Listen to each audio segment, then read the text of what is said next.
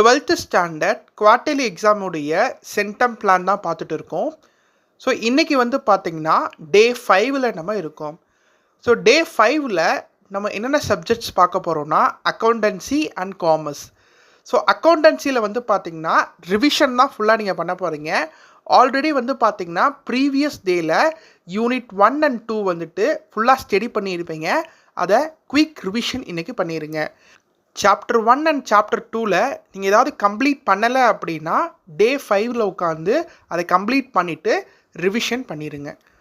காமர்ஸில் வந்துட்டு chapter 5 capital மார்க்கெட்டை நீங்கள் கவர் பண்ணணும்.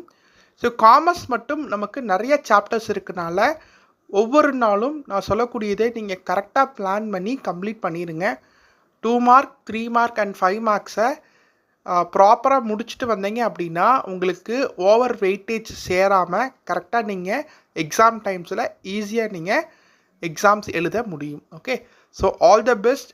டே 5 சூப்பராக கம்ப்ளீட் பண்ணுங்கள்.